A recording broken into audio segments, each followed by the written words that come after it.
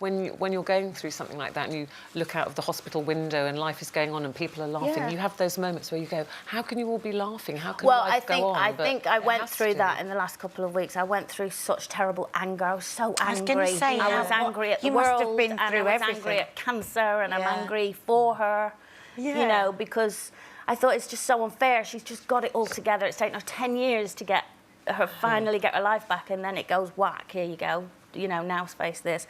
So I was angry as well, but the other reason I didn't come back was because of all that. I got a stress-related allergy. And I have a picture, actually, behind me. I know. When you sent me that picture, and I was like, what's happened? You've been in a fight. I look like I'd done terrible. It doesn't even look like you. Yeah, so I got taken to hospital with that because they were frightened of anaphylactic shock and stuff, so they took me in with that. But it was all related, and I thought no one wants to see that on the telly. You've had allergies before, haven't you? And you had to have that all tested, but your body, obviously, is so kind of low, probably, from all this stress, that you can't, you've got nothing to fight back with, have you? But my God, I'm not sitting here going, feel sorry for me, because Linda's going through a lot more stress mentally and physically than I am. You're as a family going through something again, and how is it between all the sisters? It must be, is it impacting on you differently? Yeah, we've all kind of, it was funny when it first came out, we've all messaged each other because, you know, Maureen's on tour and, you know, we've all messaged each other and said, I mean, I remember getting a message from my elder brother going, oh God, here we go again, type of thing, but we'll do it. We'll all do it, and we will. We'll all fight as a family, and we'll all be there for her. And, you know, if there's more weeks when I'm not on here now, you know why, because maybe Linda needs me that week or needs us all. And that's the lovely thing about all of you, and certainly the bosses, where they go, yeah, that's absolutely fine. I'm very privileged to have a job where I can do that, because so many people don't. And I don't know how they cope. But do you feel, because you have to be so strong all the time for your family. Do you get to talk to anyone outside of your family about it? Well, funnily enough, I went to the doctor last week about completely, it was just after that, but also to sort out whether I had a few aches and pains, and I thought, right, and I think because of Linda as well, I thought I need to sort this out. So I went to the doctor and I went in and she said, you know, how are you, what's happening? And I told her about this few little niggly pain, you know, I've got a pain in my back and blah, blah, blah. And then she went, and how's everything else? And I was absolutely fine. And she went, how's everything else? And I went, it's fine, thank you.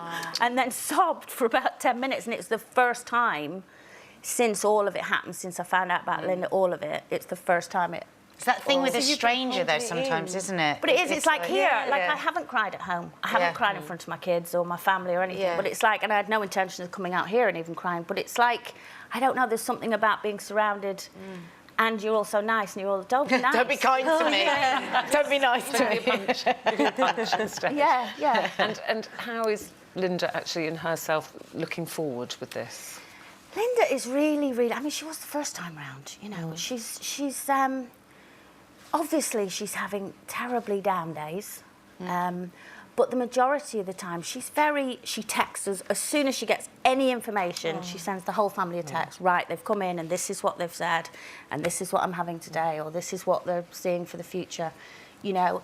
And I think the thing that broke my heart was she sent a text. It seems weird sending a text, but it was such a big family, you'd be on the phone for 48 hours. So she sent the whole family this text, and the thing that broke my heart the first time was at the end of it, she put, I'm so sorry and feel so guilty to put you all through this again. And that broke my heart, because I was like, she feels sorry for us, you know, for putting us through it. But she's not. We know, we'll all go through it together. And you know what the positive thing is, and she really wants to get this across, she's not dying. No. They haven't once said to her, you're dying, you've got 6 months to live. What they've said is, no, it's not curable, it's in that one area, and we can treat it forever, and you might live longer than any of us, you know. So she wants to get that across, that, you know, it's not about, because she knows now that it's out there, headlines, magazines, media will be, oh, she's dying. And she's prepared to read those headlines, even though they'll be hard to read, but she just wants anyone out there to know that's